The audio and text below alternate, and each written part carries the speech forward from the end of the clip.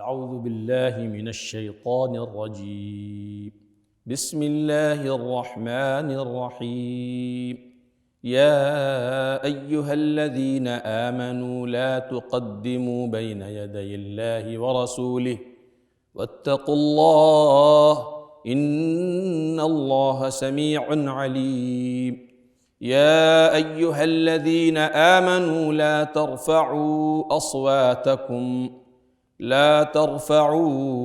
أصواتكم فوق صوت النبي ولا تجهروا له بالقول كجهر بعضكم لبعض أن تحبط أعمالكم وأنتم لا تشعرون إن الذين يغضون أصواتهم عند رسول الله أولئك الذين امتحن الله قلوبهم للتقوى لهم مغفرة وأجر عظيم إن الذين ينادونك من وراء الحجرات أكثرهم لا يعقلون ولو أنهم صبروا حتى تخرج إليهم لكان خيرا لهم والله غفور رحيم۔ محترم اور معزز سامعین، ابھی آپ حضرات کے سامنے سورۃ الحجرات کی شروع کی 5 آیتیں پڑھی گئیں۔ میں سب سے پہلے اس کا ترجمہ آپ کے سامنے پیش کروں گا، پھر اختصار کے ساتھ اس کی شرح و تفسیر بھی ہوگی۔ تو آئیے ہم سب سے پہلے ان آیتوں کا ترجمہ کرتے ہیں۔ اللہ تبارک و تعالیٰ نے ارشاد فرمایا، اے لوگو جو ایمان لائے ہو، اللہ اور اس کے رسول کے آگے پیش قدمی نہ کرو، واتقوا اللہ، اور اللہ سے ڈرو، ان اللہ سمیع علیم، اللہ تبارک و تعالی سننے اور جاننے والے ہیں۔ اے لوگو جو ایمان لائے، اپنی آواز نبی کریم صلی اللہ علیہ وسلم کی آواز سے بلند نہ کرو، اور نہ نبی کریم صلی اللہ علیہ وسلم کے سے اونچی آواز میں بات کرو، جیسا کہ تم آپس میں ایک دوسرے سے بات کیا کرتے ہو، کہیں ایسا نہ ہو کہ تمہارا سب کیا کرایا غارت ہو جائے اور تمہیں اس کا علم بھی نہ ہو۔ بے شک جو لوگ نبی کریم صلی اللہ علیہ وآلہ وسلم کے ساتھ دبی ہوئی آواز میں بولا کرتے ہیں، یہ وہ لوگ ہیں جن کے دلوں کو اللہ تبارک و تعالی نے تقوی کے لیے آزما لیا ہے، اور ان کے لیے مغفرت ہے اور اجر عظیم ہے۔ ان الذین ینادونک من وراء الحجرات اکثرهم لا یعقلون، بے شک جو لوگ آپ کو حجروں کے باہر سے بلاتے ہیں، پکارتے ہیں، ان میں سے اکثر بے عقل ہیں۔ وَلَوْ أَنَّهُمْ صَبَرُوا حَتَّى تَخْرُجَ إِلَيْهِمْ لَكَانَ خَيْرًا لَهُمْ وَاللَّهُ غَفُورٌ رَحِيمٌ، اور اگر وہ صبر کر لیتے یہاں تک کہ آپ ان کے پاس باہر نکل کر آ جاتے تو یہ ان کے لیے بہتر ہوتا، اور اللہ بہت معاف کرنے والے اور بہت رحم فرمانے والے ہیں۔ سب سے پہلے اس آیت کے بارے میں مختصراً معلومات آپ کے سامنے بیان کروں گا۔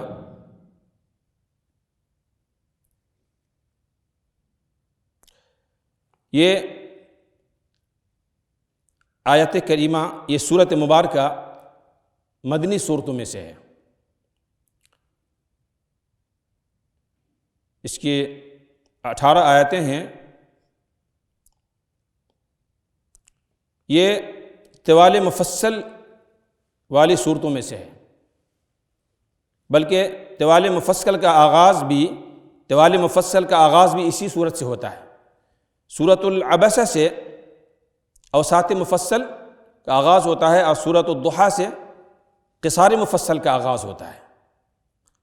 یہ تینوں مفصل فرض نمازوں میں کے لیے ہے، یعنی فجر کی نماز میں طوال مفصل والی صورتوں میں سے پڑھنا یہ مستحب ہے، اور ظہر اور عشاء کی نماز میں اوساط مفصل والی صورتوں میں سے پڑھنا یہ مستحب ہے، اور مغرب میں قصار مفصل والی صورتوں میں سے پڑھنا یہ مستحب ہے۔ اس سورۃ مبارکہ کے بارے میں بہت سی روایات ہیں۔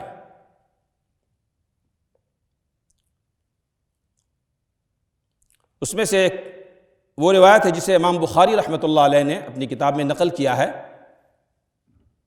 کہ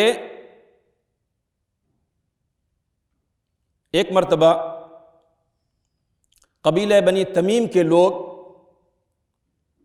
رسول اکرم صلی اللہ علیہ وآلہ وسلم کی خدمت میں حاضر ہوئے، یہ مسئلہ لے کر کہ اس قبیلے کا حاکم کس کو بنایا جائے۔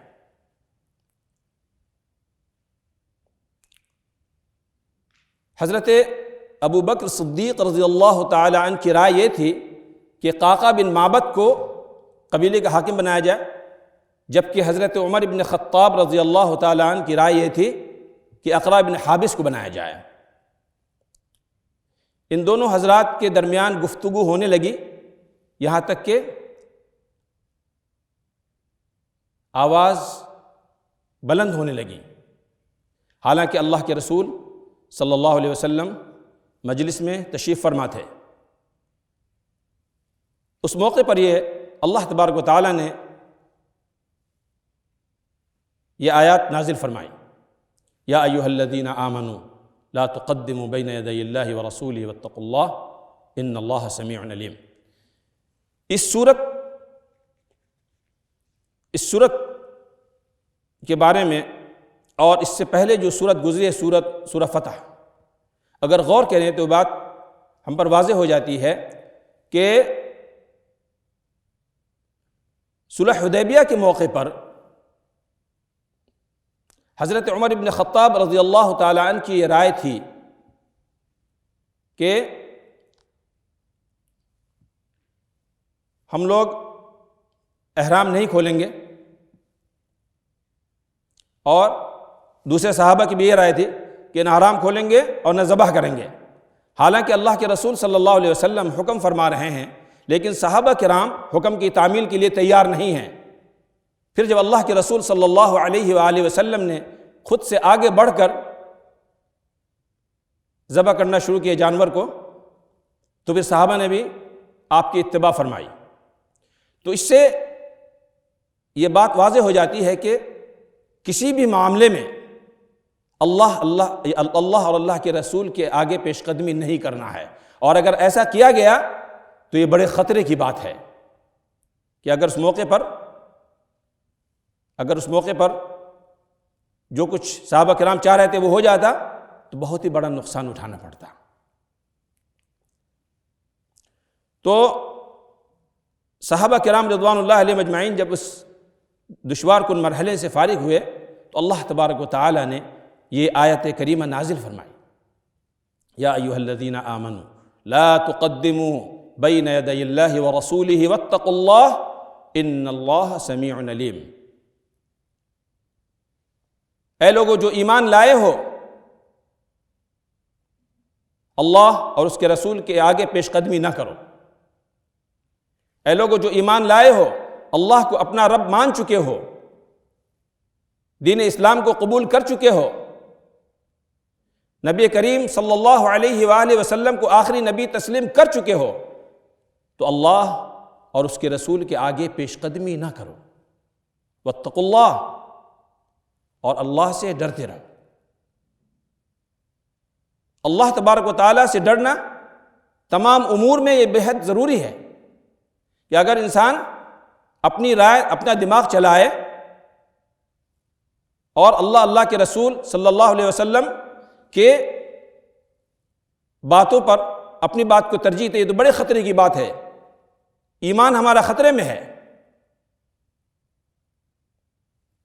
لہذا مسلمانوں کو چاہیے کہ جب بھی کوئی بات کرے یا کوئی فتویٰ دے تو قرآن و سنت کی طرف رجوع کرے، اور اگر قرآن و سنت کے اندر مسئلے کا حل نہیں ہے تو قرآن و سنت کی روشنی میں ہم اجتہاد کریں گے۔ اور یہ بات حضرت معاذ بن جبل رضی اللہ تعالی عنہ کی حدیث سے اس کا پتہ چلتا ہے، اس کی تصدیق ہوتی ہے اس بات کی کہ حضرت معاذ بن جبل رضی اللہ تعالی عنہ کو جب اللہ کے رسول صلی اللہ علیہ وآلہ وسلم نے یمن کا قاضی بنا کر بھیجا تو اللہ کے رسول صلی اللہ علیہ وسلم نے پوچھا کہ کیسے فیصلہ کرو گے؟ تو انہوں نے فرمایا کہ اللہ کی کتاب سے فیصلہ کروں گا۔ پھر آپ صلی اللہ علیہ وسلم نے فرمایا کہ اگر تمہیں کوئی مسئلہ کا حل اللہ کے کتاب میں نہ ملے تو کیا کرو گے؟ تو انہوں نے فرمایا کہ رسول اللہ صلی اللہ علیہ وسلم کی احادیث مبارکہ میں اس کو تلاش کروں گا۔ پھر آپ صلی اللہ علیہ وسلم نے فرمایا اگر اس میں بھی نہ پاؤ تو کیا کرو گے؟ تو انہوں نے کہا کہ اجتہاد کروں گا۔ تو اس پر اللہ کے رسول صلی اللہ علیہ وسلم نے ان کے سینے پر ہاتھ رکھا اور فرمایا الحمدللہ الذی وفق رسول اللہ صلی اللہ علیہ وسلم لما یرضی رسول اللہ، کہ اللہ کا شکر ہے کہ اس نے اپنے پیغمبر کو اس بات کی توفیق دی جو اللہ کے رسول کو پسند ہے۔ تو پتہ چلا کہ جب بھی کوئی عالم، کوئی مفتی کسی حکم میں، کسی فیصلے میں اجتہاد کرے تو وہ قرآن و حدیث کی روشنی میں کرے، اور قرآن و حدیث کی روشنی میں کرے اور یہ سمجھ کر کرے کہ جب کوئی فیصلہ کرے اس کا نتیجہ جب نکلے تو یہ سمجھ کر فیصلہ کرے کہ اللہ اور اللہ کے رسول کے مراد سے قریب تر ہو۔ اس کے بعد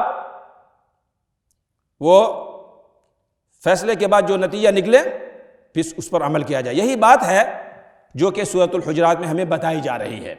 دوسری آیت مبارکہ میں اللہ تبارک و تعالی نے فرمایا یا ایھا الذین آمنوا لا ترفعوا اصواتکم فوق صوت النبی ولا تجهروا له بالقول كجهر بعضكم لبعض ان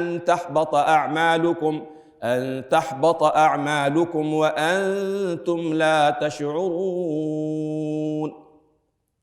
اے لوگو جو ایمان لائے ہو، اپنی آواز نبی کریم صلی اللہ علیہ وسلم کی آواز سے بلند نہ کرو، اور نہ نبی کریم صلی اللہ علیہ وسلم کے ساتھ اونچی آواز سے بات کرو جیسا کہ تم آپس میں ایک دوسرے سے بات کرتے ہو، کہیں ایسا نہ ہو کہ تمہارا سب کیا کرایا غارت ہو جائے اور تمہیں خبر تک نہ ہو۔ اللہ تبارک و تعالی ہمیں اس آیت مبارکہ میں ادب سکھا رہے ہیں کہ نبی کریم صلی اللہ علیہ وسلم سے کس طرح سے مسلمان پیش آئیں۔ تو اس میں سب سے پہلی بات جو بتائی گئی وہ یہ بتائی گئی کہ جب تم آپس میں ایک دوسرے سے بات کرو تو تیز بات نہ کرو۔ نبی کریم صلی اللہ علیہ وسلم موجود ہیں اور آپس میں آپ ایک دوسرے سے بات کر رہے ہیں تو تیز آواز سے بات نہیں کرنا ہے۔ اور دوسری بات یہ بتائی گئی کہ جب خود تم رسول اللہ صلی اللہ علیہ وسلم سے بات کرو تو دبی ہوئی آواز میں بات کرو، اونچی آواز سے بات نہ کرو جیسا کہ تم آپس میں ایک دوسرے سے بات کیا کرتے ہو۔ کیوں؟ ایسا نہ ہو کہ تمہارے اعمال غارت ہو جائیں، تمہیں خبر تک نہ ہو۔ تو یہ بتایا گیا، ہمیں دھمکی دی گئی ہے کہ اس سے ہوشیار رہنا چاہیے۔ اللہ کے رسول صلی اللہ علیہ وسلم کے سامنے جو ہے اللہ کے رسول صلی اللہ علیہ وسلم کے آواز سے کبھی بھی ہم اونچی آواز نہ کریں۔ اسی طریقے سے حدیث شریف میں آتا ہے ان النبی صلی اللہ علیہ وسلم افتقد ثابت بن قیس رضی اللہ عنہ فقال رجل انا اعلمه لك يا رسول الله فأتاه فوجده في بيته منكسا رأسه فقال له ما شأنك؟ قال شر. فكان يرفع صوته فوق صوت النبي صلى الله عليه وسلم فقد حبط عمله فهو من أهل النار. فأتاه رجل إلى النبي فأتى الرجل النبي صلى الله عليه وسلم فأخبره بأنه قال كذا وكذا فقال له اذهب إليه فقل له إنك لست من أهل النار إنك من أهل الجنة. حدیث شریف میں آتا ہے، بخاری شریف کی روایت ہے کہ اللہ کے رسول صلی اللہ علیہ وسلم نے حضرت ثابت ابن قیس کو تلاش فرمایا. تو ایک صاحب نے کہا کہ میں ان کے بارے میں خبر لے کر کے آتا ہوں، لہٰذا وہ گئے ان کے گھر کی طرف تو دیکھا کہ سر جھکائے بیٹھے ہوئے ہیں. پوچھا کہ کیا ہو گیا تمہیں؟ انہوں نے کہا کہ بہت برا ہوا. کہا کیا ہو گیا؟ کہا کہ جب میں اللہ کے رسول صلی اللہ علیہ وسلم کے پاس اونچی آواز سے بات کیا کرتا تھا، لہٰذا میرے اعمال اکارت ہو گئے، غارت ہو گئے اور میں جہنمی ہو گیا.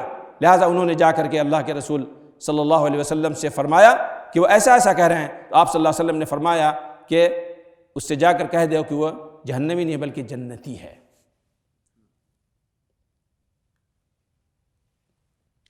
تیسری آیت میں اللہ تبارک و تعالیٰ نے ارشاد فرمایا ان الذين يغضون اصواتهم عند رسول الله اولئك الذين امتحن الله قلوبهم للتقوى لهم مغفرة واجر عظيم. جو لوگ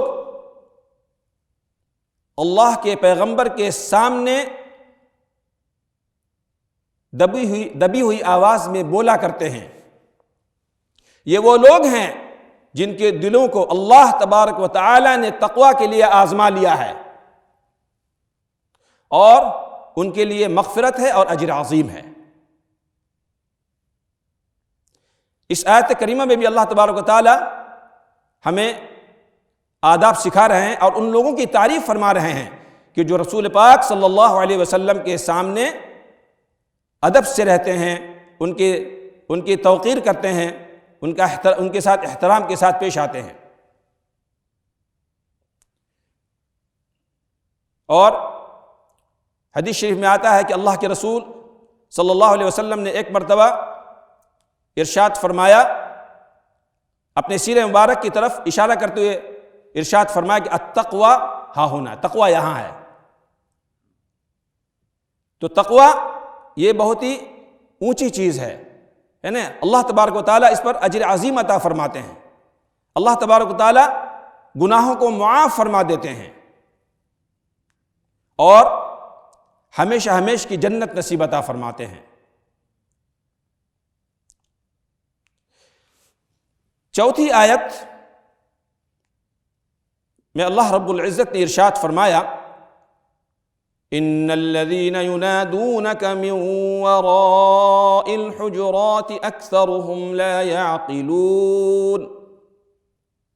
بے شک جو لوگ آپ کو حجروں کے باہر سے پکارتے ہیں ان میں سے اکثر بے عقل ہیں. اس آیت کے بارے میں روایت میں آتا ہے کہ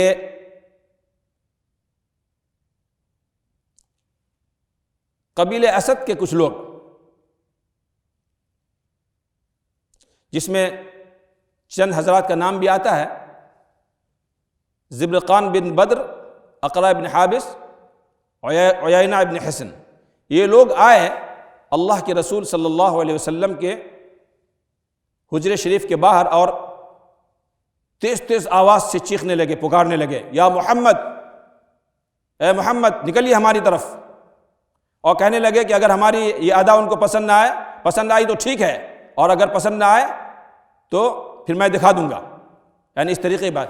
لہٰذا ان کی تعدیب کے لیے، ان کو ادب سکھانے کے لیے اللہ تبارک و تعالی نے یہ آیت کریمہ نازل فرمائی کہ اگر وہ لوگ صبر کر لیتے، اگر وہ لوگ آپ کا انتظار کر لیتے یہاں تک کہ آپ قیلولہ سے فارغ ہو جاتے۔ اللہ کے رسول صلی اللہ علیہ وسلم اکثر اوقات تو صحابہ کرام کے ہی ساتھ رہتے تھے، کبھی کبھار جو ہے اپنے خاص ضروریات کے لیے صحابہ کرام سے جدا ہو جایا کرتے تھے، جیسے اس میں سے قیلولے کا وقت بھی تھا، اور یہ حضرات جو قیلولے کے وقت آ کر کے چیخنے چلانے لگے، لہٰذا ان کی تعدیب کے لیے یہ آیت کریمہ نازل ہوئی اور ان کو بتایا گیا کہ اللہ کے رسول صلی اللہ علیہ وسلم سے کس طریقے سے پیش آنا چاہیے۔ اللہ غفور الرحیم، اور یہ اللہ غفور الرحیم کا مطلب یہ ہے کہ اللہ تبارک و تعالیٰ بہت معاف کرنے والے ہیں، بہت رحم فرمانے والے ہیں۔ اگر تم اس روش سے باز آ جاؤ اور توبہ کر لو تو اللہ تبارک و تعالیٰ تمہارے گناہوں کو معاف فرما دیں گے۔ اور رحیم اس لیے فرمایا کہ اللہ تبارک و تعالیٰ فوری طور پہ بندے کو نہیں پکڑتے ہیں، اللہ تبارک و تعالیٰ بندے کو توبہ کرنے کا موقع دیتے ہیں کہ بندہ اللہ تبارک و تعالیٰ کی طرف رجوع کر لے۔ اس کے بعد پھر فرمایا گیا آخری آیت کہ وَلَوْ أَنَّهُمْ صَبَرُوا حَتَّى تَخْرُجَ إِلَيْهِمْ لَكَانَ خَيْرًا لَهُمْ وَاللَّهُ غَفُورٌ رَحِيمٌ۔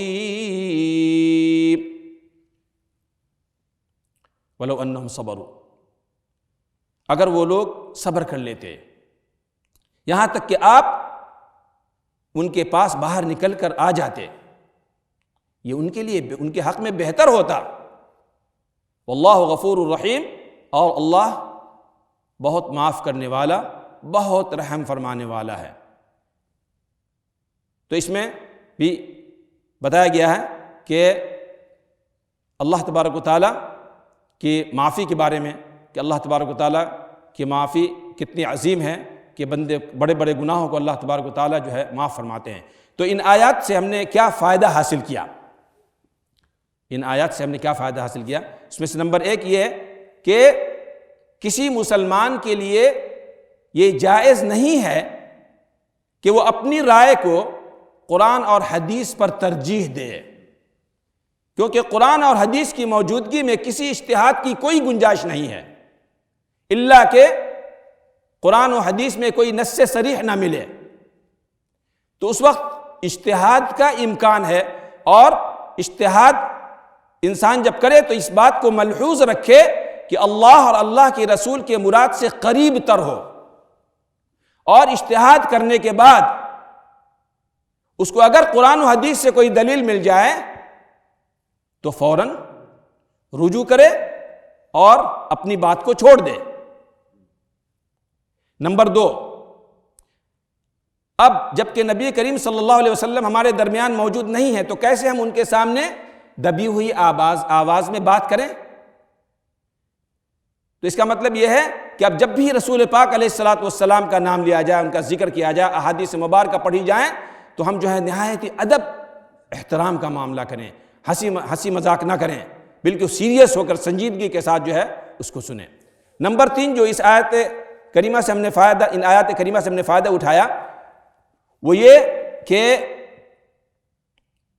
جو لوگ مسجد نبوی میں رہتے ہیں یا مسجد نبوی کے قرب و جوار میں رہتے ہیں، انہیں چاہیے کہ وہ آہستہ دبی ہوئی آواز میں وہاں بات کریں، الا کہ بعض اوقات جیسے نماز کے وقت ہوا، اقامت کے وقت، اذان کے وقت، ان میں آواز جو ہے تیز کر سکتے ہیں، لیکن باقی اوقات میں جو ہے یہ احترام اور توقیر یہ ہے کہ ہم دبی ہوئی آواز میں وہاں بات کریں۔ چوتھی بات جو بتائی گئی ہے وہ یہ ہے کہ ان آیات میں، یہ آیات جو ہم نے پڑھی، ان آیات میں نبی کریم صلی اللہ علیہ وسلم کی عظمت و رفعت اور شان نبوت کو بتایا گیا ہے، ہمارے لیے اس کی طرف اشارہ دیا گیا ہے۔ ہم اپنی بات یہیں پر ختم کرتے ہیں، اور انشاءاللہ بقیہ اس کے بعد والی جو آیات ہیں وہ دوسرے حلقے میں انشاءاللہ تلاوت کی جائیں گی۔ والسلام علیکم ورحمۃ اللہ وبرکاتہ۔